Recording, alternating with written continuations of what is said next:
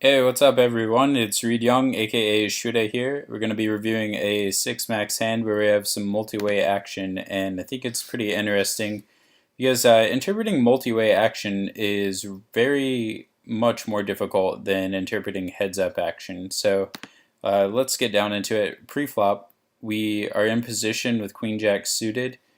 We can definitely anticipate that we're going to have multi-way action most of the time, and it's a hand that plays well multi-way, a nice suited and connecting hand with some implied odds, and then also a pretty decent like high card value.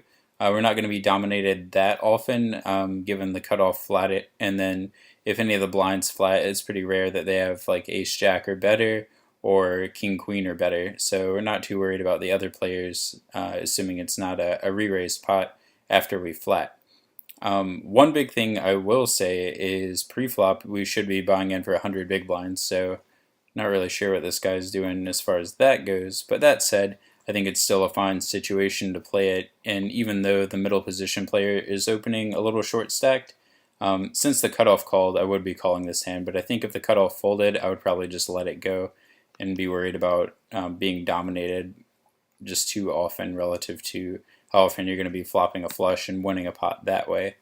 On the flop, I think this is a good spot to overcall, even if we're behind a decent percentage of the time.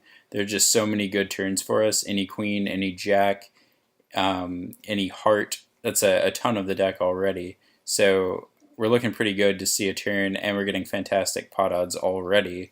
Already getting 4 to 1 on the call. So I think we definitely have that amount of equity to continue, about 25% equity in the hand.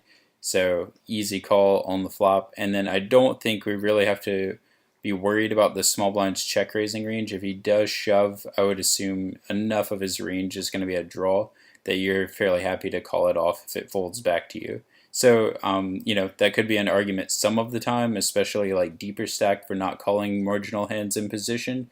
But here it does not matter, I think. And the middle position player, a lot of the time you'd have to be worried about someone's continuation betting range, especially like a shorter stack where they're going to be able to leverage that on the turn a lot by shoving with a balanced range, putting you into a difficult spot when your range is a lot of the time going to be pretty weak just because there's so many draws that have enough equity to see the turn that now all of a sudden all of your made hands, Queen Jack is a good example, are kind of monsters relative to everything that you have that can call the turn.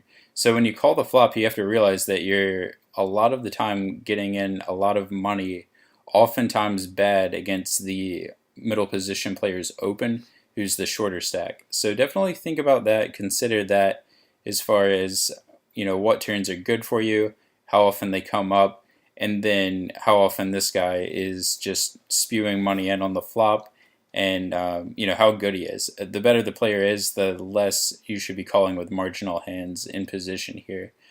As it is, this guy didn't buy in for full. He's continuation betting, just too small of a size given the board texture. I mean, there's a few pretty big red flags right away that he's not the greatest player in the world. So, no-brainer call with Queen Jack, but if we had a hand like 9-8, I'd probably call as well. On the turn, I think it's a fairly interesting situation because we have a few options. We could check back and kind of control the size of the pot, but also pretend like we have a hand that's similar to Queen 10 or 9-8, where we're just trying to hit a draw on the river. And then what happens is a lot of the time the river blanks off, say it's like another 4, for instance, and we get checked to, and we can value bet, and that also balances for the times that we want to bluff for that line.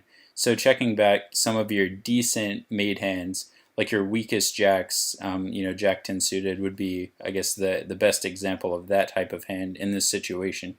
So checking back with Queen Jack, I would not hate, and then especially because it's multi-way action, but because like we were saying earlier, the middle position player can leverage his stack size so well on the turn just by moving all in for the size of the pot. You guys can see it's just about perfect as a pot size bet. Him moving in makes a lot more sense than him trying to check call his stack away. Because when he moves in, there's a ton of hands, even like 5, 6, that are put in a pretty close position now. 5, 6, 8, 7. Any jack is probably going to feel close to indifferent about calling. given the number of people that saw the flop, and then if he's continuation betting a reasonable range and how likely everyone else is to continue on the flop, he stands to have a pretty strong range overall if he's betting the turn again. So when he checks, it just does not make a lot of sense for him to have a hand. I would say the majority of the times he's folding. And then when the cutoff checks, most of the time he's going to have some sort of weaker made hand or draw. And so it depends on how the cutoff is reading the situation. If he thinks your range is very draw heavy, he should be betting, even with his weaker made hands, to try to price out your draw. But the problem is, with a shorter effective stack size, it's pretty likely seeming at least, that draws would just be moving in on the flop to squeeze the middle position player and then put the cutoff player into a difficult decision. So if we just shove 10-9 on the flop and then it folds back to the middle position guy and he has a hand like Queen Jack, it's, could be a difficult spot, all things considered, because he's hoping at best he's a 2-1 favorite to win the pot, and then he still has to worry about the cutoff calling after him. So not the greatest situation if we're shoving the flop, and because we didn't do that, it's pretty likely we have a hand like we do have, like an 8-9, an 8-7 suited, a Queen Jack, Jack 10, King Jack type of hand. So when we get check to on the turn, I think by betting we win very often.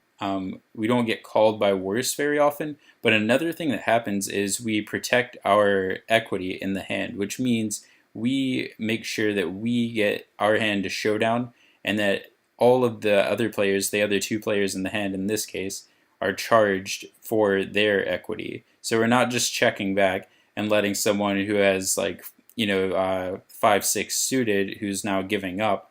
Maybe the cutoff would be a good example. We're not just letting him see a free river where he might improve by hitting a 5, 6, or 7, and then we're in trouble. So by betting, I think it's the correct play. Betting this large looks fine to me. We really don't have to worry about the middle position player, so all we're trying to do is price the cutoff out of his draws and then put him in a difficult spot with those. So I think this is a good bet size for it, even maybe a little bit small. So I think even moving all in would be fine. The problem with that, though, is that he's going to play pretty well against it. By that, I mean he's going to be folding 5-6 and calling with King Jack most of the time.